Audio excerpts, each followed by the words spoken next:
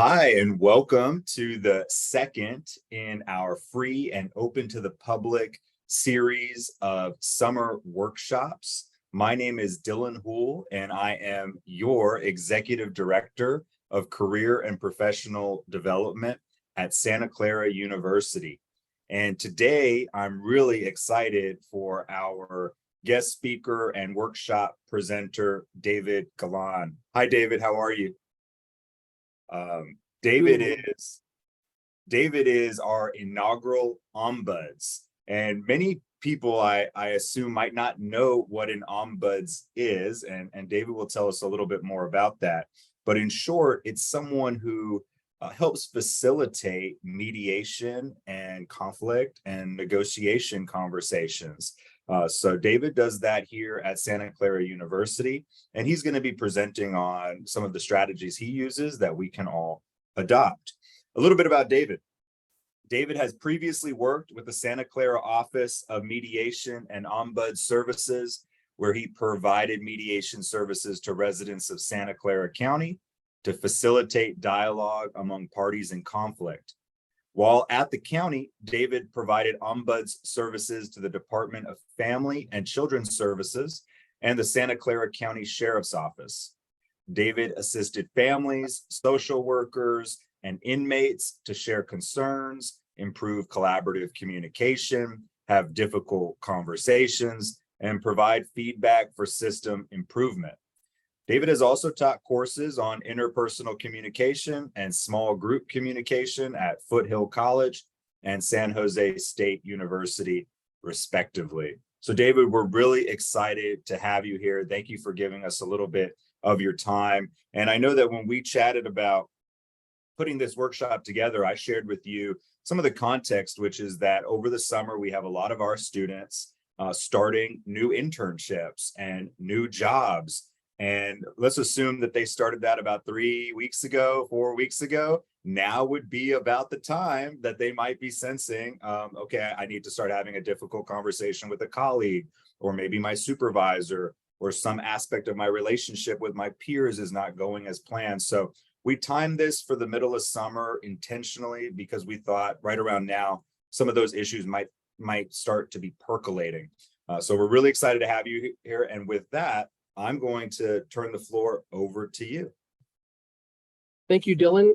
So I'm glad you bring that up because it's going to be really important that if there is something blossoming in terms of conflict, that you nip that before it gets too big. It could get to a point where you wouldn't be able to manage it on your own. So hopefully with what we talked about today, you'll have enough to get started. And even if you will need some assistance later on, at least you know how not to derail the train. So we're going to get started. I'm going to share my screen in just a second here.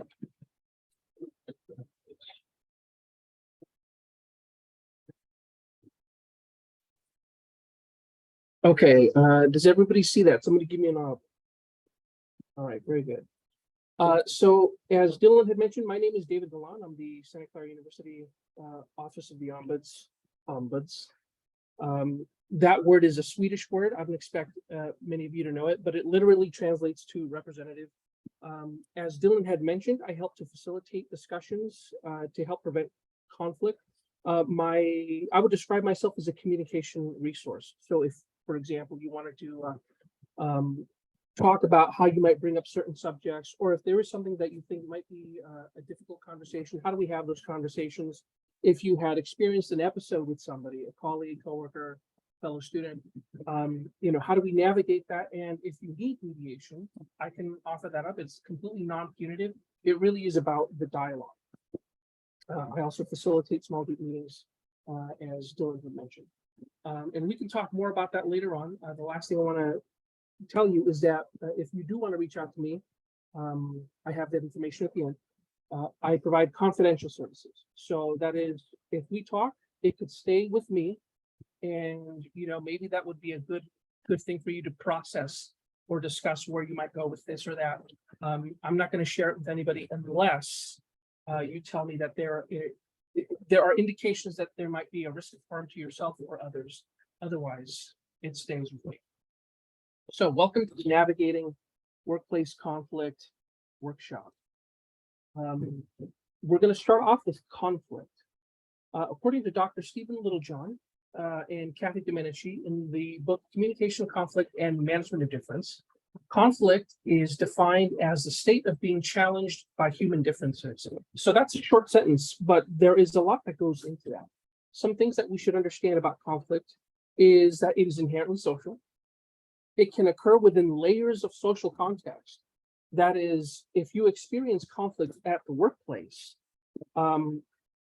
it's probably a good idea to understand that the conflict you have with this one other person is embedded within a team or within an office, which is further embedded with an organization.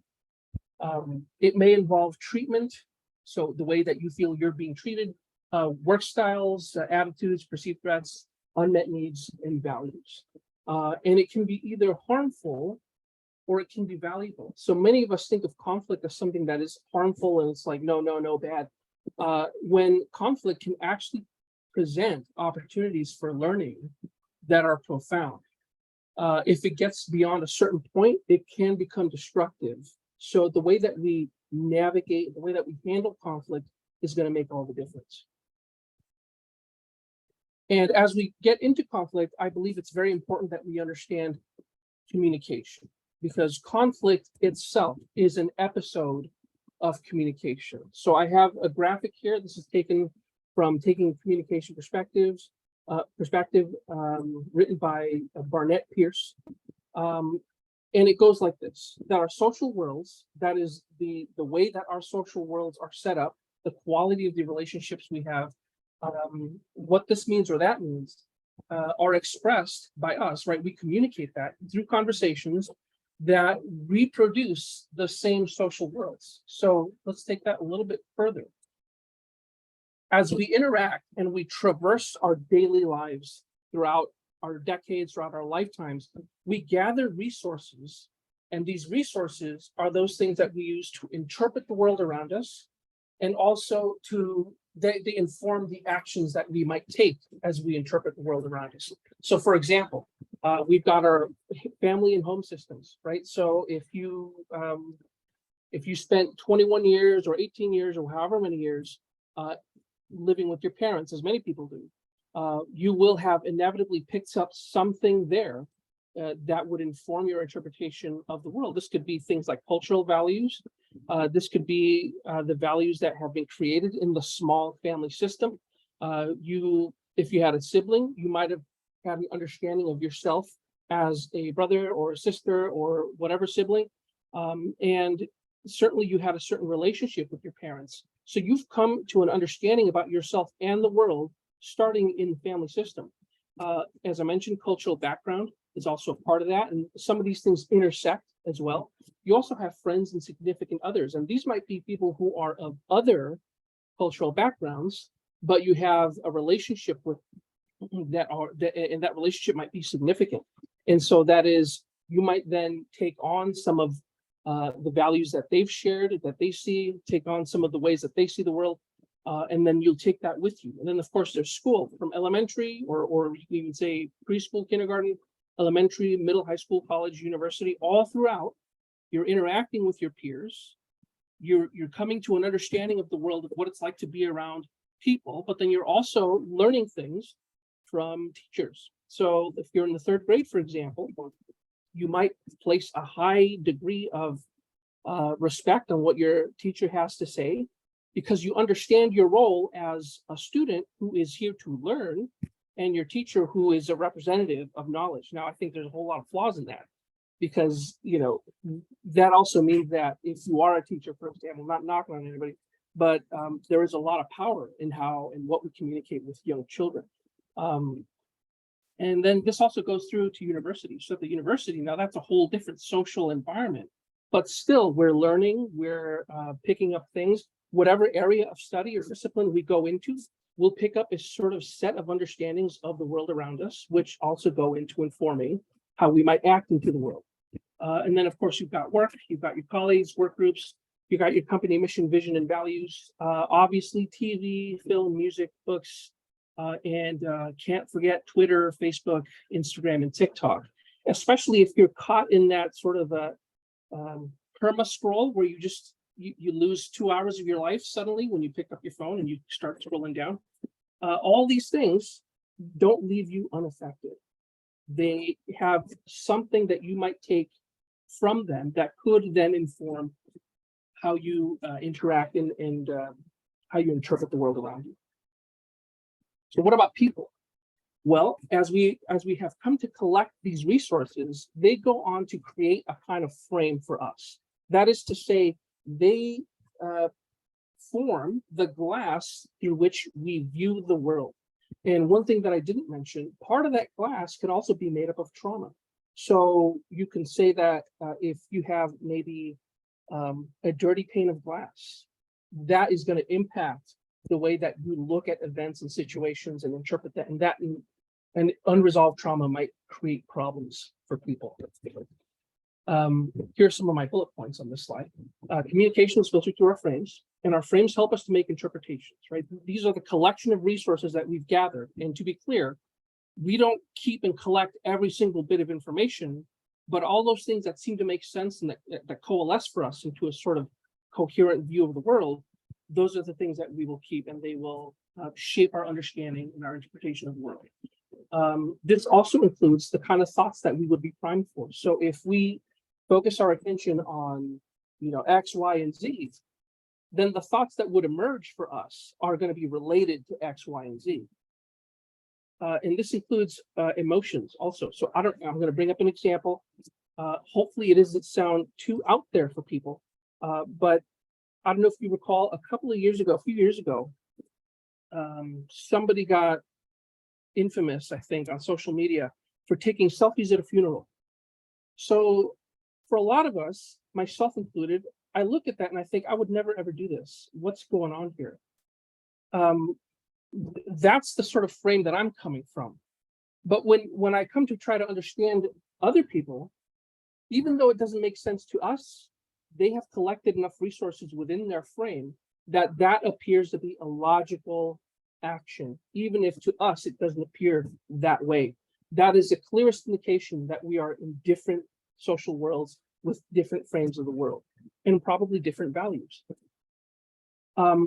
As we interact in the world with our frames, we're also working to reproduce our frames. That is, part of the reason we have the frames that we have now currently is because they work for us now currently. That is, the relationships that we have, in some sense, benefit from us having these frames. So in our interactions, we reproduce that.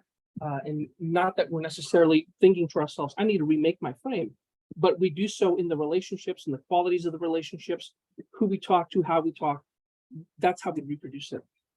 And as I mentioned, we might look at somebody else, and because our nature as human beings is inherently self-centered, literally you're looking from your own eyes out into the world, we might come to the assumption that we're on the same page, but we are not on the same page. And that's another important thing to keep in mind.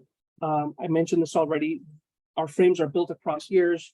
Our values might be embedded in these frames. And our frames can also they can also be very personal. That is to say that the self that we inhabit, the frame that we view the world from, is also an explanatory thing for our lives. It's a sort of self-authorship way, and it sort of clarifies for us our role in the world, and therefore how we should act into the world. There's a lot there. You don't have to get your PhD today, but hopefully you'll come back and you'll do that. So I use this image as an example of communication, a visual example. So let's say you are person A here at the center. Person A is connected to person B, C, D, E, F, G, H, and they are connected to one another. They have relationships outside of this bubble. So when we think of communication, we should also understand that it is systemic. We don't communicate in a vacuum. We communicate in some regard within systems of relationships. So if you have a friend group, your person A will make you person A. That's the biggest one. You're very important. So we'll make you person A. You have a relationship with person B. Person B might have a relationship with C, D, I, and so on and so on. And so in some kind of way, not to get too woo-woo on you, it's like we're all connected, man. Totally, bro. So keep that in mind, because this means that given that we do share connections, that the way we interact, the way we communicate goes on to ripple across our networks, more so across our nearby networks, our immediate connections, but it can still go far. And that's the other thing I want to bring to this discussion of workplace conflict. As I mentioned earlier, it occurs within layers, and those layers are more clear in the organization because I'm an employee of this organization within this team that is embedded within that office, within this school, within the university. And so potentially some of the things that you might say or some of the things that you might do could ripple out through all these other connections. Important to keep in mind. So let's go back to conflict. Now that we have an understanding of communication, I think it's important to understand also how we might deal with conflict. This is what most people tend to do when something comes up. Some of us, I think, prefer one of these styles. So the first style is the avoidance style. So if you are challenged in some way, you might decide that neither the outcome of this issue nor the relationship is of that much importance. I'm going to avoid this conflict. And that might make perfect sense. Sometimes you really don't have to go into full dialogue with people if it really doesn't matter all that much. Other times you might be accommodating. This might be when the relationship is of some importance, and the outcome might be of some importance. So you're willing to make accommodations for another person. Accommodating in some way is for you to sort of let go what you might want or what you may need because you assess this other outcome to be a little bit more important, or you don't really necessarily need to fight too hard. And then there's competing. And this is characterized by the feeling that one party needs to win. The relationship in this context is of no vital importance because you're going to come after this and you're going to try to win. That means that if you're going to try to win, the other person must be somebody who you can defeat. Not in a practical sense, but in the sense that if you were to defeat your opponent, that it's not going to come back to you. Then there's compromise. This is splitting the difference. In compromise, the relationship is of some importance. However, you might not get everything you want, but you find some split in between what it is you want and what the other person wants. And then there's collaboration. You work together for a mutually beneficial outcome. This is the win-win. And in this context, your relationship may be of some or a lot of importance. So we're going to be less willing to collaborate with somebody whose connection there isn't a whole lot of importance with us. We might dislike the other person. If the outcome is more important to us than the relationship, we might be willing to compete, we might compromise, but collaboration is when it's all important. Ideally, collaboration might be good, but sometimes avoiding is fine too. Sometimes compromising is fine. Competing might be good if this is maybe a sports context and it makes sense to compete. So it's not that any of these are bad in themselves, but these are the styles that we tend to engage in. So what's the cost of conflict? So if we engage in conflict and we, let's say, for example, compete when maybe we could collaborate, some of the costs, the impacts of the way that we address conflict, if it's not done in a way that is beneficial for us, it could result in wasted time, absenteeism, when you just want to disappear, the work quality suffers, turnover. A lot of people just decide, you know what, I'm not going to do this. I can't do this. This is having an impact. I better go. Sabotage, that gets really ugly. There's a decrease in morale. And when I say morale, I don't mean just with you as the individual, but with those around you on the team, the morale might drop. People around you might suffer from the conflict. There's a cost in reputation. That's especially important, I think, in academia, is the way that people view you. Again, this is another example of how people outside are connected to your conflict. There's also legal costs. And of course, health impacts. And what I mean by that is a sort of accumulation of stress, of cortisol, mental health, anxiety, depression, all these things that might come over with prolonged unresolved conflict. So one of the ways that we can address conflict is to nip it in the bud. And I think this is the best way to do it. This is what is known as conflict management. So what you want to do is you want to have a conversation with somebody who you think you might be feeling something coming on.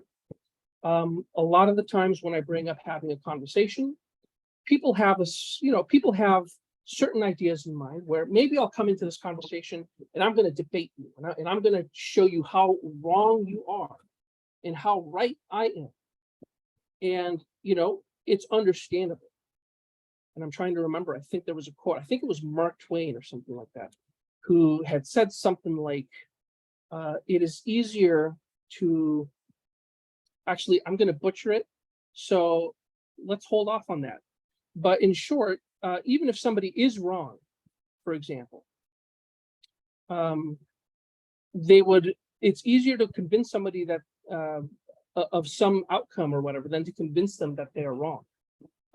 And people don't like to be made fools of. So if you have a conversation where you're set out to prove somebody wrong, a lot of people take that as a kind of attack. Now, if you go back to our concept of having a frame, a lot of people would then might take a debate around the way they see the world, around how they interacted here, around their actions, as a kind of threat to their frame.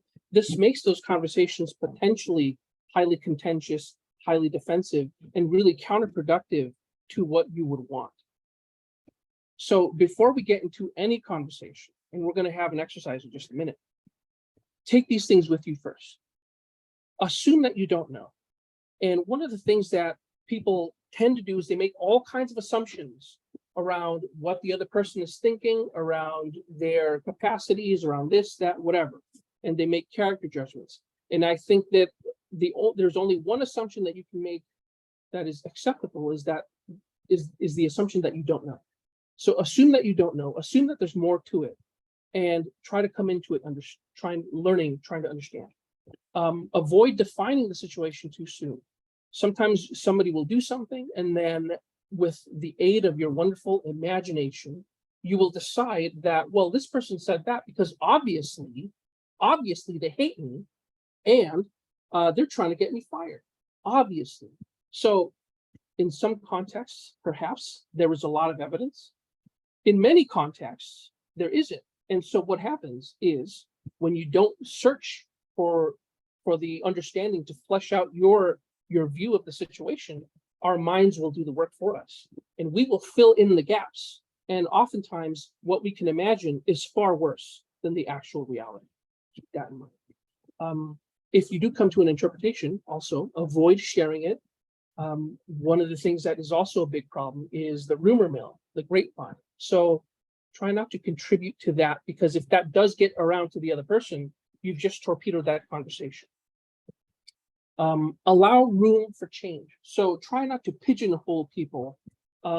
If there is some behavior that is concerning, and you just assume and treat somebody as if they can never possibly change this, or they're hopelessly lost, a lost cause, then people will often give you exactly what you expect of them, and that is the same, exactly the same thing.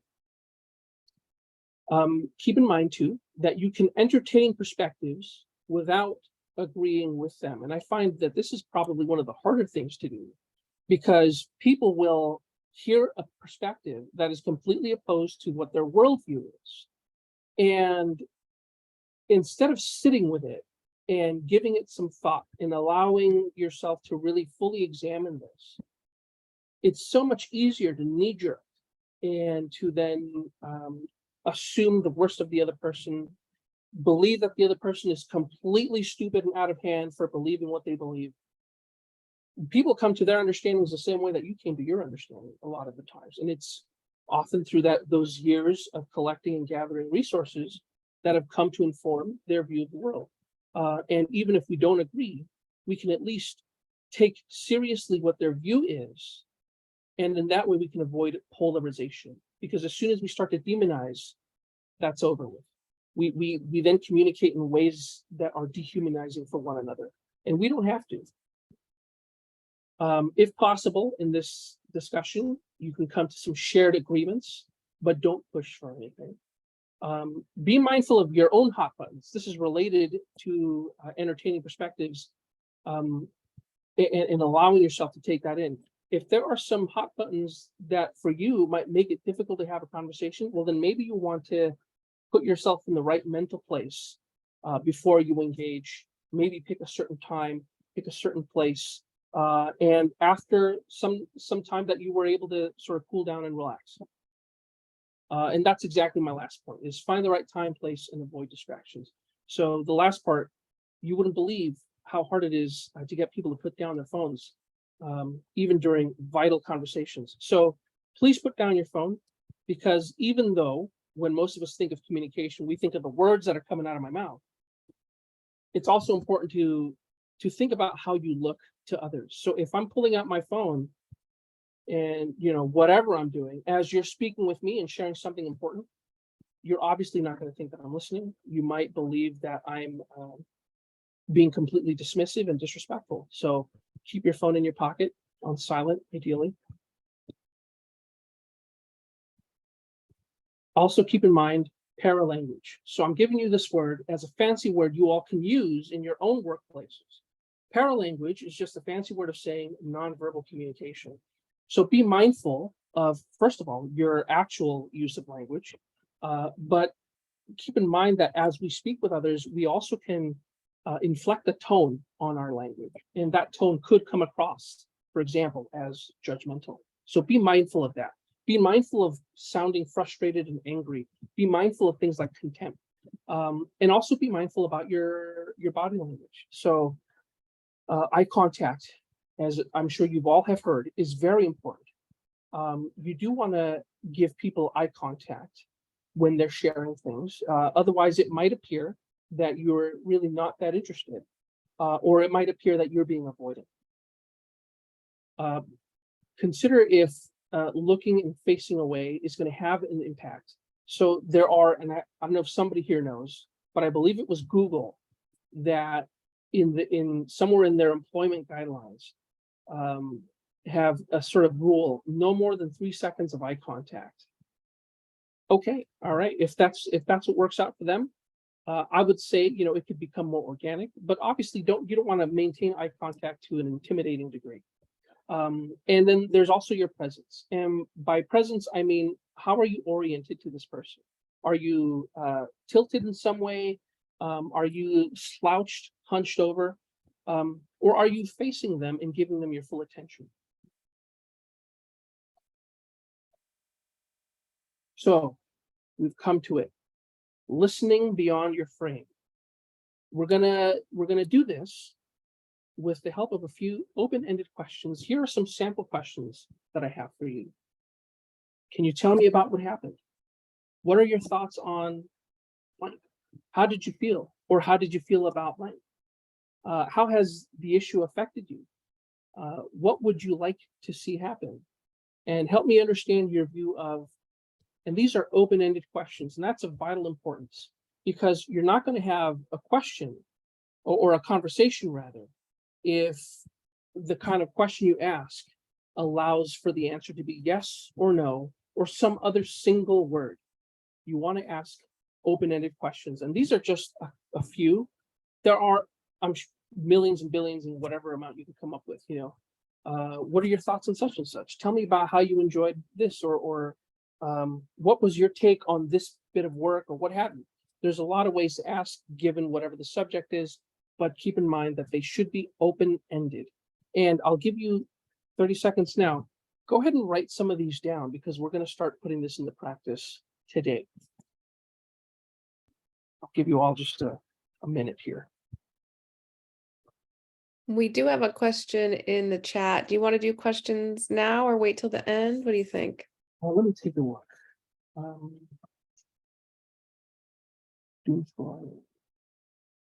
There's a lot of hellos first. Yeah. Okay, I do have an answer to that. Let me get to it during the question and answer phase. All right, so we're going to move on to our next follow-up question. So you're going to initiate a conversation, and a lot of people do a really good job with that. Hey, let me ask you about this. Boom, you have somebody starts disclosing, they start telling you the narrative. The follow-up question helps you keep that going, and it helps you go further into the surface. So having more than one question is absolutely great. So here's some examples of follow-ups. Can you tell me what you mean by such and such? Can you say more about blank? So you notice that these are open-ended, but they are slightly different from the starting open-ended questions. So the first questions were open-ended, but they were a bit broad, right? What are your thoughts on such and such? But when you get to a question like, tell me what you mean by this, this supposes that you have already had some amount of conversation where they have shared a concept or an interpretation with you that then you can ask specifically about this word or that interpretation. So you are digging, and I don't mean that in an interrogative way, but you are uncovering, I guess you could say. So you'll ask, you'll open up that conversation as things start to appear. The open-ended questions are still open, but they're a little more narrow. Here's another one. What is it about blank that makes you feel blank? Ideally, supposing that you've had some conversation already about blank and you're inquiring about that. I'll give you 30 seconds to take a couple of these questions as examples before we get into our quick activity.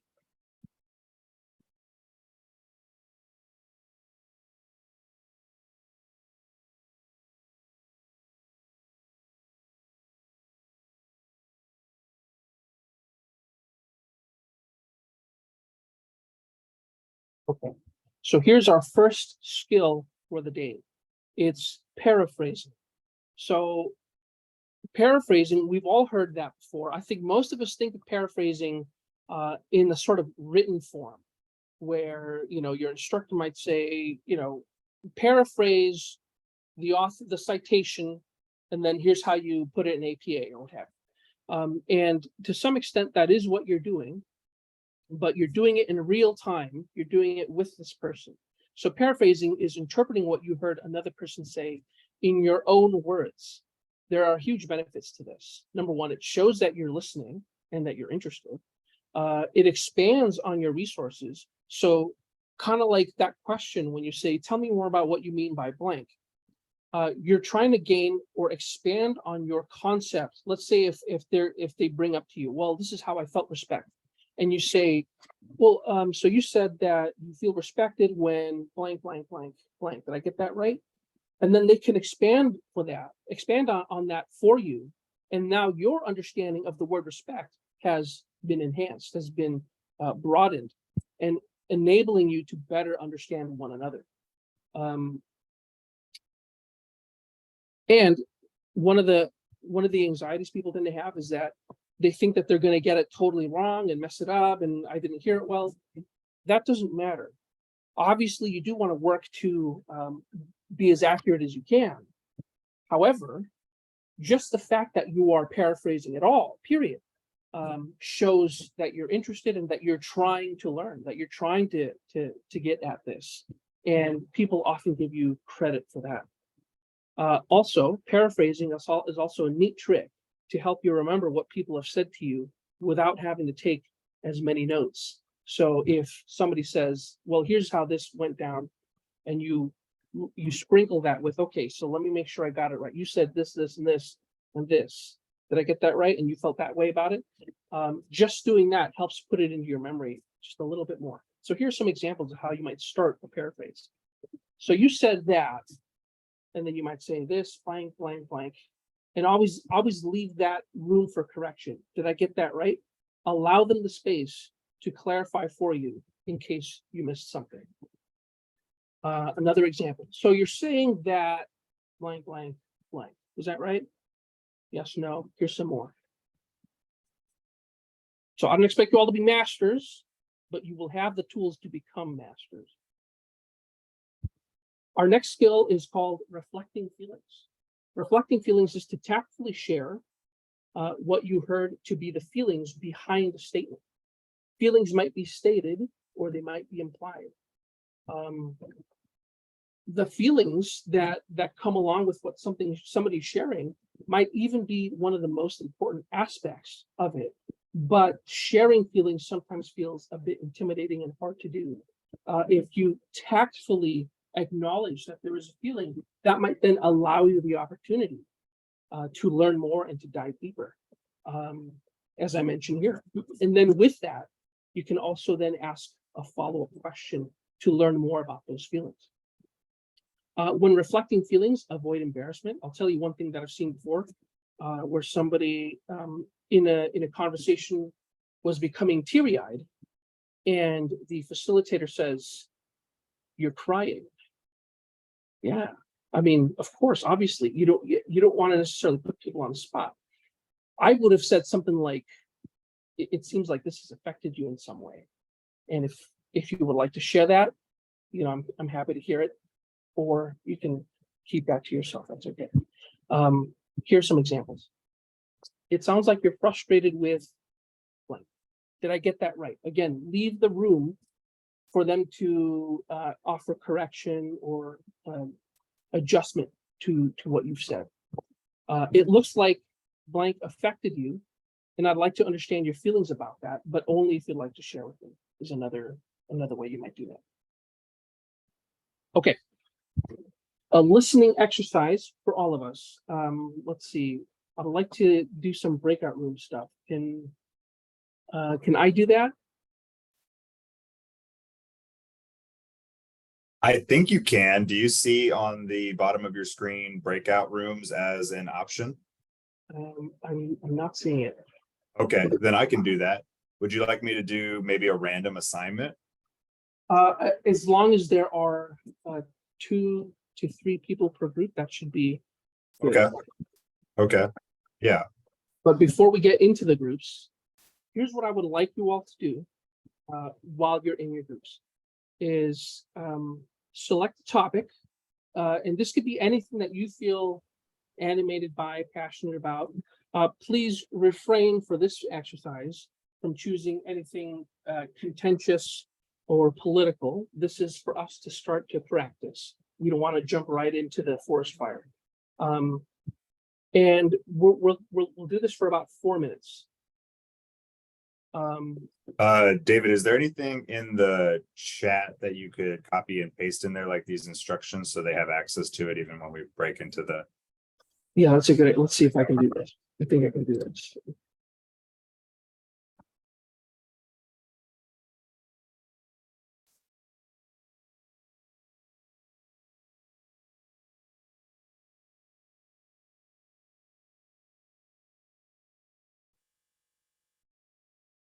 Okay, I've got everyone assigned. Okay. All right. So you'll see in the middle, I just posted something. The listener should. Somebody asked, and I'll answer this one here. Can you give an example of a topic? Well, let's say, for example, you have a passion for 17th century classical art. Share about your favorite piece. That could be something. It doesn't have to be anything necessarily intense. Let's see. That's a good question, Katie. So let's instead of 4 minutes, let's say each person is talking for 2 minutes, just for the sake of time.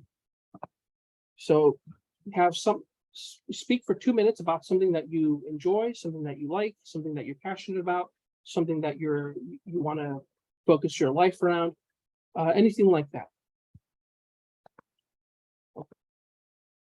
And the listener would ask. Sorry, the breakout rooms have just been opened. Okay, gotcha. Are they all in now? They're moving that way. I think I jumped the gun a little Okay. bit. It's okay. How do you?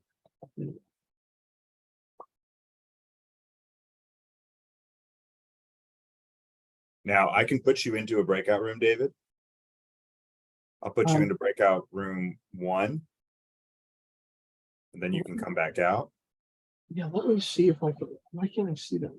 Well, because I haven't assigned you. Okay, no, I see it. So I have the ability to join. So what I think I'll do is I'll jump in. Yeah. We'll just be there for a second and then I'll jump into the other groups. So. Okay. All right, so perfect. Two groups. I'll just jump in now. It's 10:15. We'll give it 6 minutes from now. So 10:15 to 21 or 22 would be when we're finished.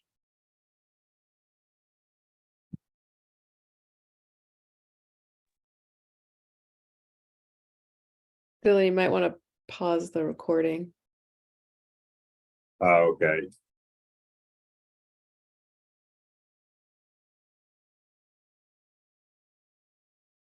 Hello, everyone. Welcome back from your breakout rooms. Good to see some of your faces. Welcome, everybody. Okay, so the last question is mine. How did it go? How did it feel like to practice? And how did it feel to paraphrase? So tell me generally, how did it go?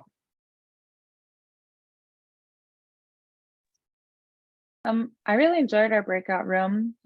Francisco, I hope that's how it's pronounced, shared some really good details about what they do, and me and Terry were able to ask some more questions, and I feel like I did learn a lot about what the work that they do in a short amount of time. So you were able to get more information from asking maybe an open-ended question than you might have normally if you'd asked something else. Very nice. Thank you for sharing, Janine. How did it feel like if you received the paraphrase, which I think you all did? How did it feel like for you when somebody took what you had shared and saying? So it sounds like you said such and such.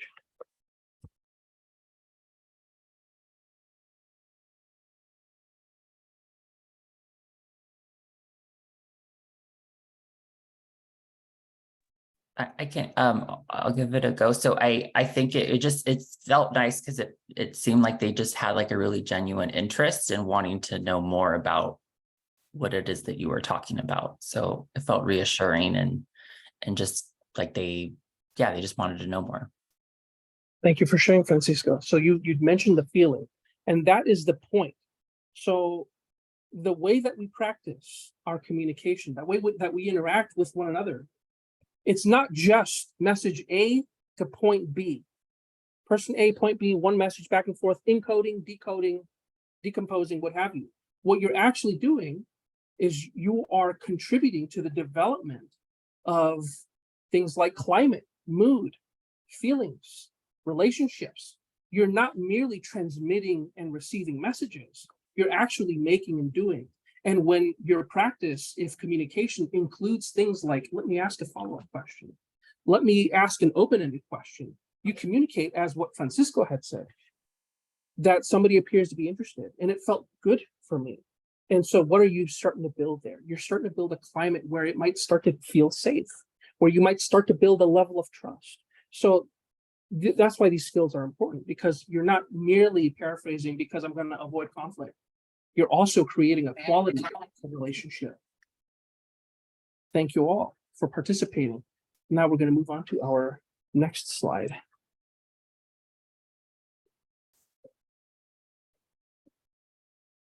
So thank you for practicing. Yes. You'll have to share your screen again. Oh, I'm not sharing. Okay. That's why it looked different. I used to be good at Zoom, I swear. Okay, here we are. So now I did want, and I'm throwing everything as much as I can in this small presentation. Working in groups. So obviously, if you are thinking of navigating workplace conflict, you're probably also thinking in groups. And while I can't give you every little thing, I think there are some things that might be worthwhile for you to consider that might lead to greater conversations in the workplace. So let's first begin with teams. Teams are interdependent groups, which are small systems, usually featuring members with unique strengths to contribute toward realizing an objective or objectives. Work teams are embedded within greater organizations. So this brings us back. It's connected directly to communication.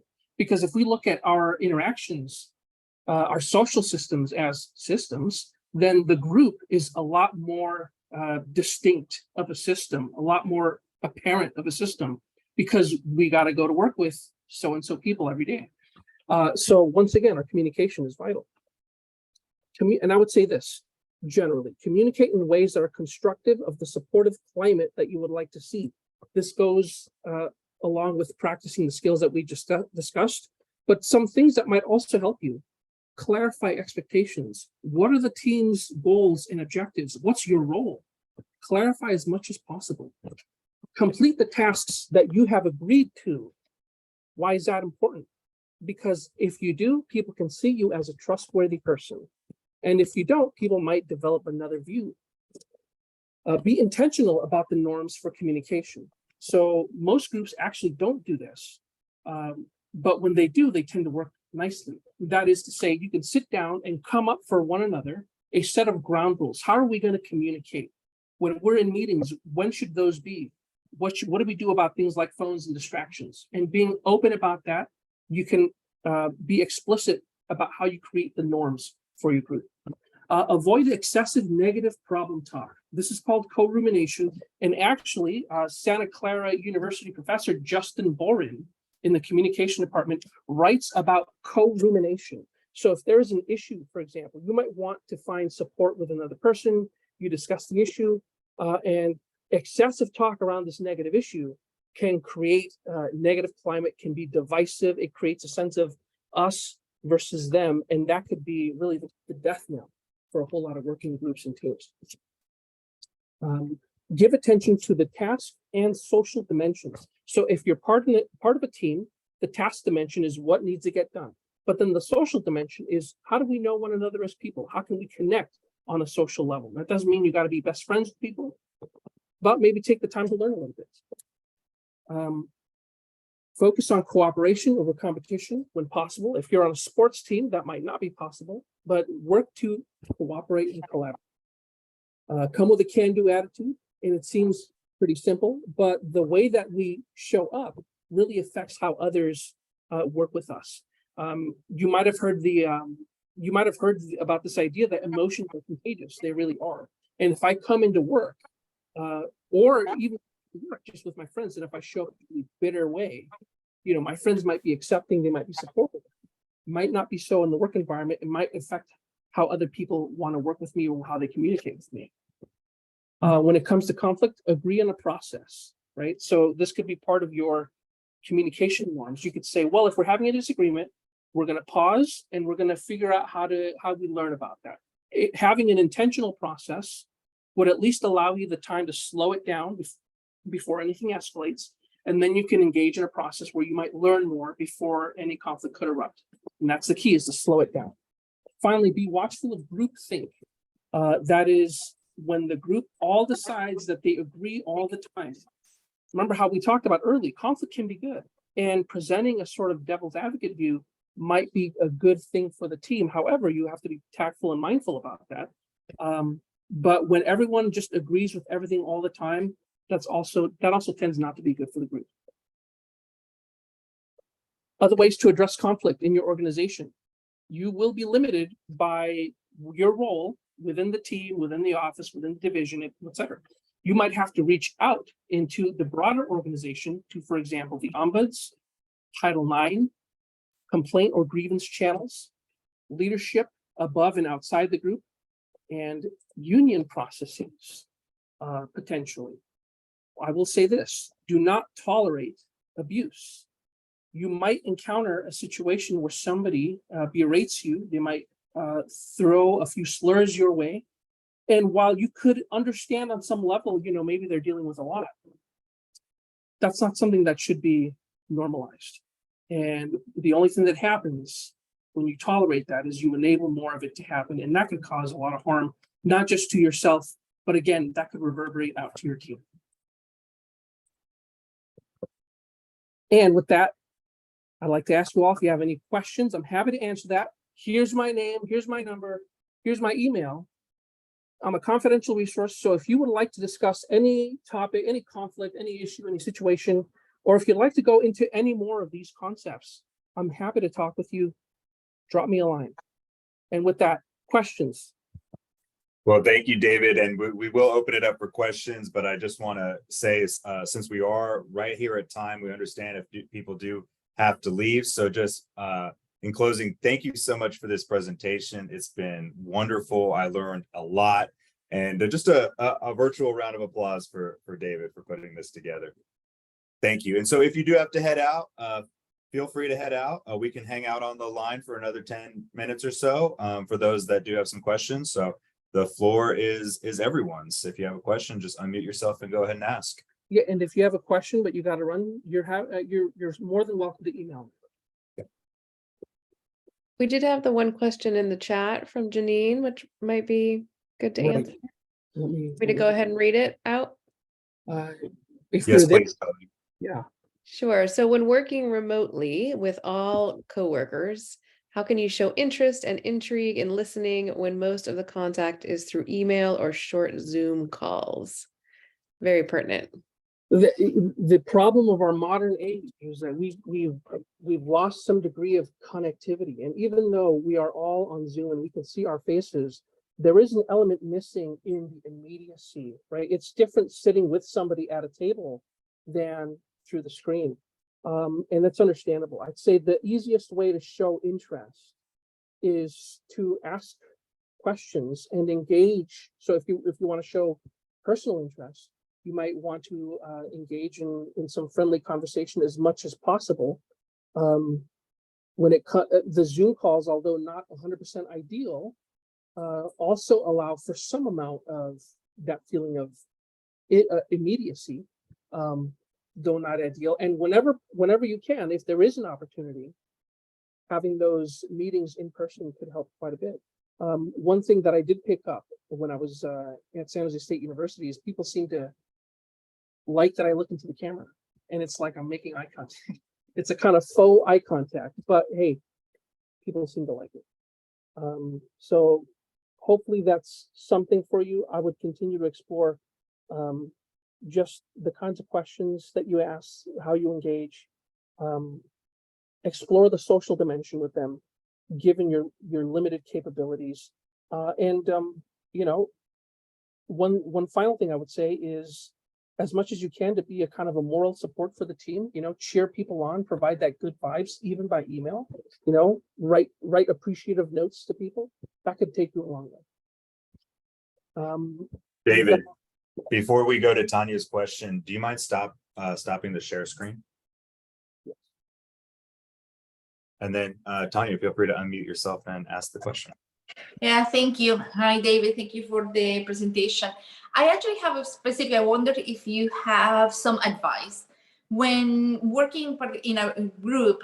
What if the conflict is coming actually from the person that's supposed to be the leader of the group, is supposed to set up the norms of communication and collaboration and work, but they are actively avoiding any type of conversation about these norms and or even not wanting to address particular conflicts that are happening.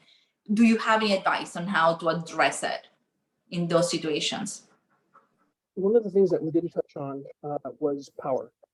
And let's say one of the interactions has to do with the leader of a group. That person might be there institutionally, meaning the organization placed the person in that position, and not that this person was made leader by the team, what have you. But the team themselves, while they might be more constricted within an organization, could enhance, I guess, a level of discursive power by coming together jointly as a team to say, hey, here's what we would like. Here are the things that we, and you got to be very careful, because as I mentioned previously, some people might take criticism as an attack on their frames or the kind of worldview they've come with. I would say that if there is a concern, let's say, for example, around communication norms, the employees might get together and say, well, here's how we've been affected, and we believe that we can work our best and do our best. If we all as a team had, let's run this by you, and not a sort of, well, you're neglecting your responsibility to set rules, what have you. And you can come at it in a way that's, "Hey, here's how we can all do better," which obviously would also impact the leader of any group or team, because they also would want, ideally, I would imagine, would want a more highly productive, more effective group. And if the conversation begins with that, that might be highly beneficial, rather than, starting the conversation with, "I got some problems around your leadership." If it gets really bad, that might then necessitate you going outside of the group to someplace higher above. That is not ideal, just because as soon as that happens, the relationships might then tend to polarize. So as much as you can, engage informally, and once you've hit that limit and nothing's happening, nothing's changing, and you've made a good attempt, a good faith attempt, then you might have to just go up somewhere else at that point. I had a question about that too, thinking about power differential. And I remember when I was working for at the University of San Francisco, I had a great boss, but one thing always kind of irked me, which was that the chair behind his desk was taller than the chair in front of his desk. And so whenever I would sit, even though standing we were of similar height, there was like this weird height differential. And so I would always raise the chair up, or like find a way to get more even height. It makes me think about another kind of strategy that I've used whenever either I'm having a conversation with someone I'm supervising about either their performance or maybe a difficult topic, and performance could be a good or bad, and I still use this strategy.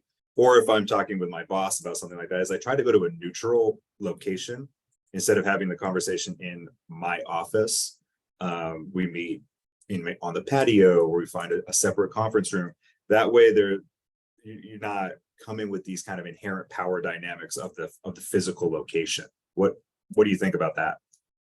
I like it, Dylan. Actually, I've seen occasions where, people will say, "I felt ambushed," or "I felt really intimidated because it was just me and the boss in the office." Yeah. And there is whenever in my practice as a mediator, one of the first things that I learned is that you don't want to mediate in the sort of home territory of one person or another. Ideally, the location would be one where both parties are comfortable in.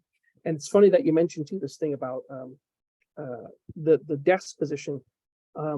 I had spoken with somebody some time ago who made it a point to position their Zoom camera just right here, so that it feels like they're towering over you on screen. So Interesting. yeah, very interesting. But yeah, that's a consideration I think people really get thought to. Yeah. Well, are there any other questions from the group here for David? Well, I'll just say, David, once again, thank you so much for taking some time. I know this is kind of outside your normal day-to-day scope, so we really appreciate you partnering with the Career Center on this. Thank you to Colleen and Melissa for helping with the chat in the waiting room, and thank you all for coming and investing in your own professional development and learning some new skills. Hopefully, have a great afternoon and a great summer. Thanks, everybody. Take care.